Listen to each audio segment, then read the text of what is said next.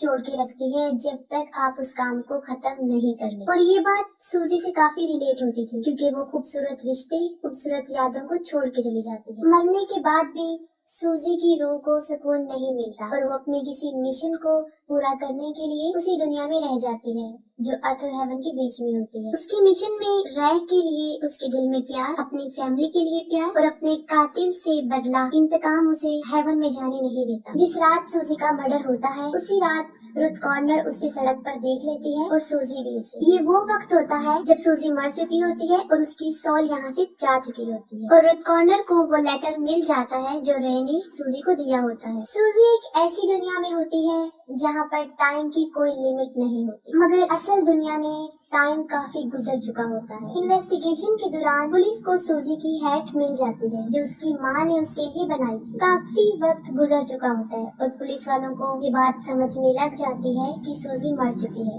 और उसकी माँ भी इस बात को एक्सेप्ट कर लेती है। लेकिन उसके फादर हार नहीं मानते। सूजी के फादर उससे बहुत प्यार करते थे, तभी सूजी अपने फादर के लिए सुपरनैचुरल इवेंट्स क्रिएट करती रहती थी जिसकी वजह से उसके फादर उसे महसूस कर लेते। उसके फादर ये तय कर लेते हैं कि वो उसके कातिल तक जरूर पहुंचेंगे क्योंकि काफी दिन गुजर चुके होते हैं और उसका कातिल भी पकड़ा नहीं जाता। सूजी की मदर की हालत भी काफी खराब होती है। उन्हें एक जॉब की ऑफर आती है और वो अपनी फैमिली से दूर वहाँ पर चली जाती है। सूजी के फादर अपने प्रॉमिस को पूरा करते हैं, यानी वो हर महीने में एक कैमरा रोल उसके लिए प्रिंट करवाएंगे और वो ऐसा ही करते हैं। और वो खुद भी काफी इन्वेस्टिगेशन करते रहते हैं लेकिन इसका कुछ अच्छा रिजल्ट नहीं मिलता। हार्वी भी आजाद घूम रहा होता है और किसी को भी उस पर शक नहीं होता। एक बार पुलिस भी उसके घर आ चुकी होती है। फिर एक दिन सूजी की बहन लिंसी अपने डॉग के साथ बाहर आती है और उसका डॉग हार्वी के घर के सामने भौंकने लगता है और तभी लिंसी को हार्वी पर शक होने लगता है। लेकिन हार्वी के खिलाफ उसे सबूत भी चाहिए होते हैं और एक बार फिर हार्वी की शिकार की भूख बढ़ जाती है और अब उसका टारगेट लिंसी होती है। फिर सूजी उन सारे लोगों की सोल से मिल जाती है जिसको मिस्टर हार्वी ने मारा होता है और उन लोगों को कब और कैसे कत्ल किया था इस बात का भी पता चल जाता है। हार्वी ने पहला मर्डर अपनी मकान मालकिन का 1960 में सेल्वीना में किया था। दूसरा कत्ल 1966 में 13 साल की बच्ची जिकी का और उसे कत्ल करके वो गटर में डाल देता। फिर एक लड़की लिया फॉक्स को और उसे नदी में फेंक दिया। फिर लाना जॉनसन को जो सिर्फ 6 साल की छोटी सी बच्ची और पेंसिल्वेनिया में एक और छोटी सी बच्ची को मार।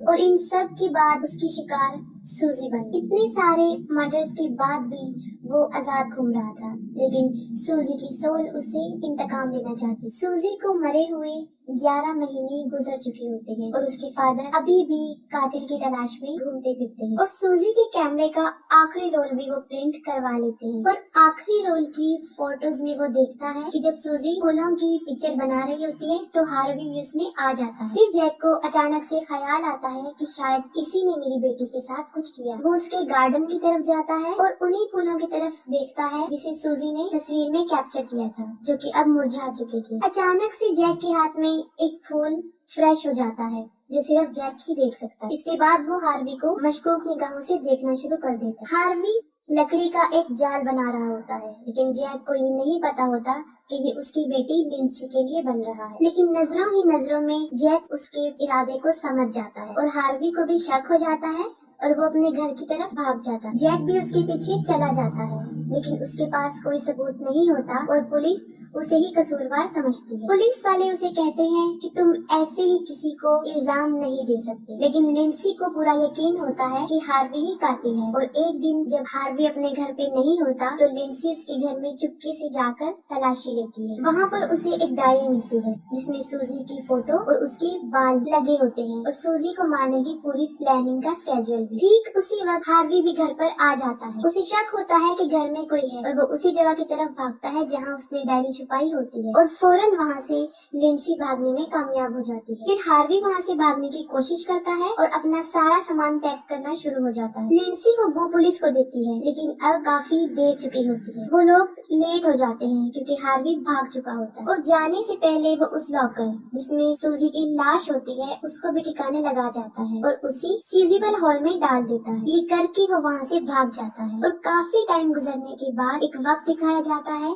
जब वो फिर से कोई शिकार करने लगता है और वो एक पहाड़ की बुलंदी पर खड़ा होता है और सडनली उसके ऊपर बर्फ का एक छोटा सा टुकड़ा गिरता है जिससे उसका पाँव स्लिप हो जाता है। वो वहाँ से गिर जाता है जिससे उसकी सारी हड्डियाँ टूट चुकी होती है और मौके पर ही मर जाता है। और यहाँ पर सूजी का रिवेंज भी पूरा हो जाता है क्योंकि रुथ गॉर्डनर सुपर नेचुरल चीजों को महसूस कर सकती थी और रे भी वहाँ उसके पास होता है। रुथ गॉर्डनर अपने अंदर सूजी की सोल को बुलाती है और आखिरी बार रे से मिलती है। वक्त गुजरने के साथ साथ सूजी के फादर और मदर भी रिलैक्स हो जाते हैं और सूजी हेवन में चली जाती है क्योंकि वो अपने रिवेंज और अपने मिशन में पूरी उतरती है। उसका मिशन पूरा हो जाता है और यहाँ पर मूवी भी एंड हो जाती है।